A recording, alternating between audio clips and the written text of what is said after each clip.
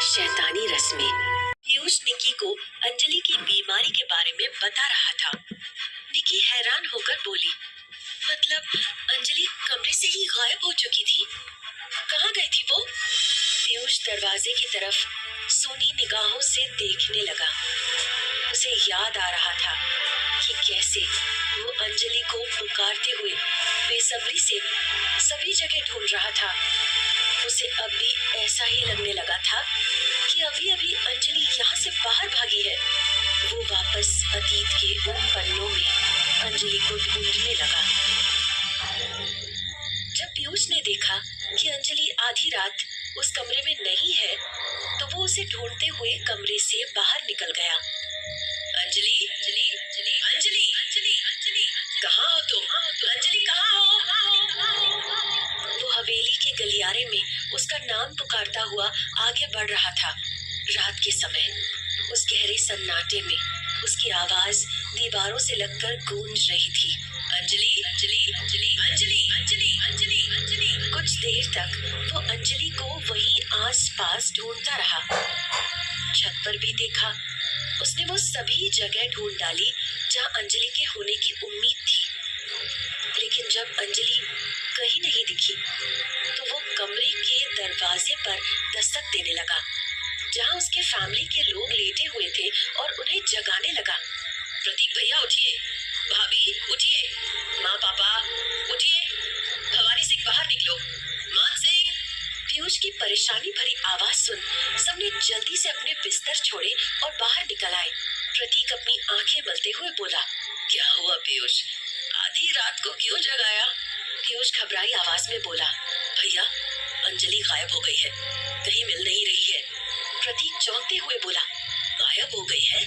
यहाँ से कहाँ जा सकती है? बाथरूम, छत, बालकनी देख लिया सब जगह? पीयूष ने सिर हिलाते हुए कहा, हाँ भैया, महल में सभी जगह ढूंढ लिया, लेकिन वो कहीं नहीं दिखी। प्रतीक हैरान था। वो सोचते हुए बोला, आधी रात को कहाँ जा सकती है वो?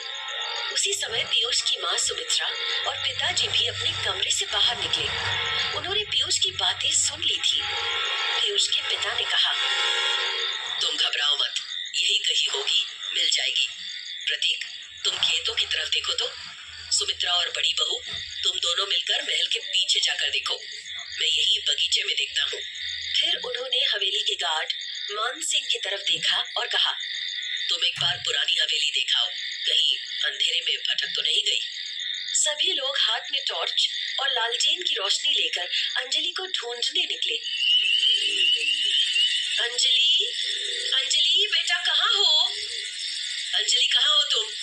बहू, छोटी बहू कहाँ हो? अंजलि को ढूंढने के लिए सभी लोग अलग अलग दिशा में भटक रहे थे। काफी वक्त बीत गया था, लेकिन अंजलि का कुछ पता नहीं चला। सभी वापस हवेली लौट आए। पीयूष के चेहरे पर परेशानी दौड़ गई थी। वो समझ नहीं पा रहा था कि अंजलि को कहाँ ढूंढे। पीयूष डरते हुए अपने भाई प्रतीक से बोला, भैया कहीं उसने अपने आप को कुछ कर तो नहीं लिया? प्रतीक ने दिलासा देते हुए कहा, पीयूष तू डर मत, वो हमें जरूर मिल जाएगी, धैर्य रख, ठीक है? तभी हवेली के गार्ड मान सिंह की आवाज सभी लोगों के कानों में पड़ी। कुंवर साहब इधर आइए, पुराने कुएं के पास, यहाँ कुछ है। घर के सभी लोग भागते भागते वहां पहुंचे। मान सिंह ने कुएं के पास एक टूटी हुई चूड़ी दिखाते हुए कहा, कुंवर साहब ये टूटी हुई चूड़ी मिली है यहाँ। कुएं के अंदर देखा तो सब शांत नजर आ रहा है। पीयूष ने उस चूड़ी पर नजर डाली और चौंकते हुए बोला, ये चूड़ी, इस कलर की चूड़ी तो अंजलि ही पहनती थी, ये उसी की चूड़ी है। उसका मन घबराने लगा। उसका दिल बैठा जा रहा था। उसने टॉर्च की रोशनी से कुएं में झांक कर देखा। कुएं का पानी स्थिर था। कुआं बहुत गहरा था और रात होने की वजह से अंदर कुछ साफ दिखाई नहीं दे रहा था। उसने तुरंत एक नौकर को उस कुएं में उतरने को कहा। नौकर कुएं के पानी में उतर गया। कुछ देर बाद बहुत मुश्किल से वो नौकर बाहर निकल पाया, लेकिन वो अकेला नहीं था। उसके साथ अंजलि भी थी। अंजलि का शरीर बिल्कुल बेजान हुआ पड़ा था, कहीं कोई हरकत नहीं थी। पीयूष ने दौड़कर उसे अपनी बाहों में ले लिया और उसे जगाने की कोशिश करते हुए पुकारने लगा, अंजलि, अंजलि। उसने उसे छूकर देखा तो उसका पूरा शरीर ठंडा पड़ चुका था। वो घबरा गया, उसका मन आशंकाओं से भर गया था। नहीं, ये नहीं हो सकता। उसने उसे झकझोरते हुए उठाने की कोशिश की। अंजलि, उठो अंजलि, अंजलि। अंजलि हिल डुल भी नहीं रही थी। उसका शरीर शांत पड़ा हुआ था और सर एक तरफ लुढ़क गया था। उसे देखते ही पीयूष समझ चुका था कि वो उसे छोड़कर जा चुकी है। वो जोर से चिल्ला उठा, अंजलि।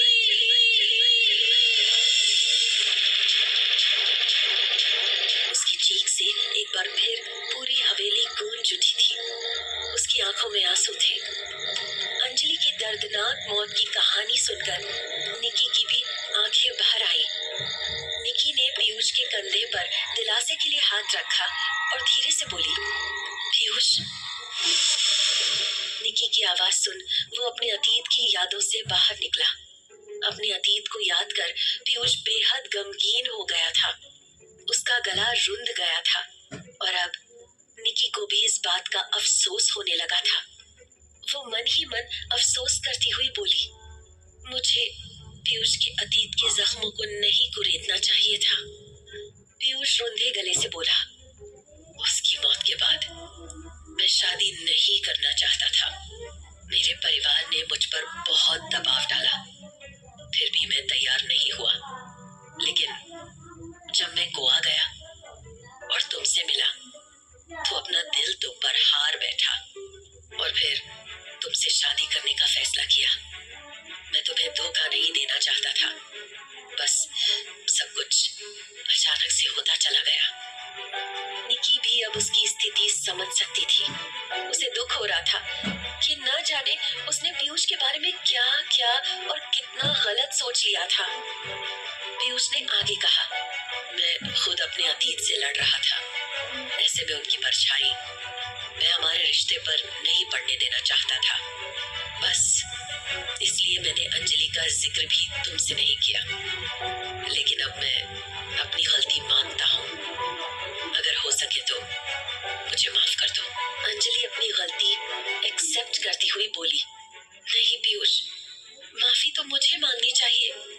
मैंने बिना सोचे ये मान लिया कि तुम जानबूझकर मुझे अंधेरे में रख रहे हो, जबकि तुम मुझे ठेस नहीं पहुंचाना चाहते थे। कितनी गलत थी मैं। इतना कह वो उसकी छाती से लिपट गई और सिसकते हुए बोली, आई एम सॉरी पीयूष। मुझे आज हमारी सुहाग रात पर इन बातों को नहीं उठाना चाहिए था। मेरी वजह से तुम्हारे जख्म हरे हो गए। पीयूष ने उसकी पीठ सहलाते हुए बोला, कोई बात नहीं, कम से कम अब हमारे बीच कोई राज नहीं है। अब हम एक खुशहाल जीवन की शुरुआत कर सकते हैं। निकी मुस्कुराती हुई बोली, हाँ, और देखना, हम दोनों ये अतीत बहुत पीछे छोड़ देंगे। हमारे रिश्ते को किसी की भी नजर नहीं लगेगी। इतना कह उसने सिर ऊपर कर पीयूष की आंखों में देखा। पीयूष की नजरें भी निकी से टकराई। दोनों मुस्कुराए। वो दोनों बहुत खुश महसूस कर रहे थे। दोनों एक दूसरे के साथ कमर में बाहें डाले खड़े थे कि तभी निकी ने देखा कि कमरे के दरवाजे पर पीयूष की माँ खड़ी है। सुमित्रा ने पुकारा, पीयूष। पीयूष तुरंत दरवाजे की तरफ पलटा और अपनी माँ को देख पीयूष निकी से तुरंत अलग हो गया। सुमित्रा पीयूष के पास आई और गंभीर स्वर में बोली, पीयूष, तुम्हें पता है ना शादी के बाद की रस्मों के बारे में? फिर तुम यहाँ क्या कर रहे हो? पीयूष नजर नीचे करता हुआ बोला, सॉरी माँ, मैं बस जाने ही वाला था। इतना बोल उसने अपना कदम आगे बढ़ाया। जाते वक्त पीयूष ने निकी को एक नजर देखना चाहा, लेकिन सुमित्रा की कड़ी निगरानी में उसकी वहां रुकने की हिम्मत नहीं हुई थी। सर झुकाए वो वहां से चला गया। पीयूष के जाने के बाद सुमित्रा निकी से मुखातिब होती हुई बोली, बहू रानी, गहलोत परिवार की बहू बनना तुम्हारा सौभाग्य है और हमें पता है कि परिवार का सुख तुम्हें पहली बार मिल रहा है। निकी ने हैरान होकर कहा, मम्मी जी, आपको कैसे? सुमित्रा के चेहरे पर कुटिल मुस्कान छा गई। वो बोली, वो सब जानकर तुम क्या करोगी? बस इतना समझ लो कि हम जानते हैं कि तुम अनाथालय में ही पली बढ़ी हो, लेकिन वो तुम्हारा अतीत था। अब तुम गहलोत परिवार की छोटी बहू हो और भैरवगढ़ की छोटी रानी। निकी सिर्फ उनकी बातें सुनती रही। सुमित्रा आगे बोली, और छोटी रानी होने के कारण तुम्हें यहाँ की कुछ रस्मों को पूरा करना होगा, जिन्हें किए बिना ये कुटुंब भी अधूरा माना जाएगा। इसलिए मेरे साथ चलो। सभी सुहागनें तुम्हारा इंतजार कर रही हैं। आज तुम्हारी पहली रस्म है। निकी हैरानी भरे स्वर में बोली, लेकिन आज तो हमारी सुहाग रात है ना? सुमित्रा ने निकी की तरफ ऐसी सर्द निगाह से देखा कि उसका बदन भी ठिठुर सा गया।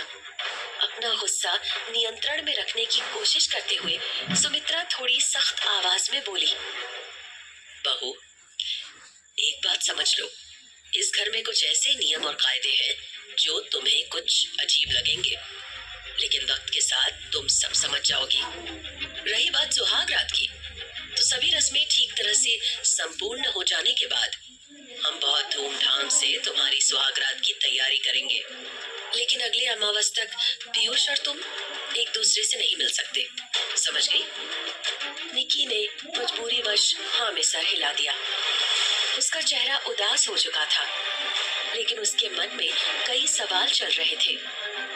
वो मन ही मन चिढ़ते हुए बोली, ये कैसा नियम है? पति पत्नी आपस में मिल भी नहीं सकते, फिर शादी का क्या फायदा? इससे अच्छा तो गोवा में ही अकेली थी।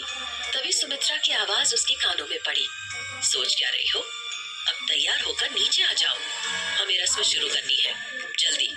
निकी बुझी हुई आवाज में बोली, ठीक है, मैं तैयार होकर आती हूँ, लेकिन मुझे पहले अपने दोस्तों से बात करनी है। मैंने उनसे यहाँ आकर एक बार भी बात नहीं की। मेरा फोन कहीं खो गया है। सुमित्रा थोड़ी सख्त लहजे में बोली, नहीं बहू, जब तक ये सारी रस्में पूरी नहीं हो जाती, तब तक तुम बाहरी लोगों से बात नहीं कर सकती। एक बार सब कुछ सही तरह से संपूर्ण हो जाए, फिर जी भरकर अपने दोस्तों से बात करना। इतना कहकर सुमित्रा वहां से चली गई, लेकिन अपनी सास की बातें सुन निकी का मूड काफी बिगड़ चुका था। वो गुस्से में बिस्तर पर बैठती हुई मन ही मन बोली, यार, ये क्या नाटक लगा रखा है? इनकी तो रस्म ही खत्म नहीं हो रही है और ऊपर से मेरा फोन भी गायब है।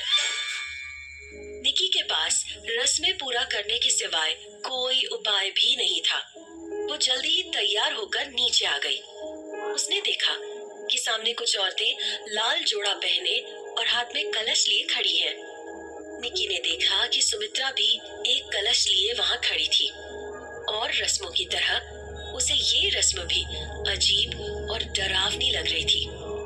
तभी एक बूढ़ी सी औरत लाठी के सहारे उसकी तरफ चलकर आई और बोली, चलो नई बहू रानी, पुश्तैनी हवेली के कुएं पर तुम्हारी पहली रस्म होगी। कुएं का नाम सुनते ही निकी का गला सूख गया। वो मन ही मन घबराई हुई बोली, पुरानी हवेली का कुआं? कहीं ये वही कुआं तो नहीं जहां अंजलि की मौत हुई थी? उसका दिल धक धक करने लगा था। क्या निकी उस कुएं तक जाने का साहस करेगी? आखिर अब कौन सी नई रस्म निभानी थी निकी को? क्या इन रस्मों को पूरा करने के पीछे कोई विशेष राज छिपा था? कहानी जारी रहेगी, बस आप बने रहे शैतानी रस्में के साथ।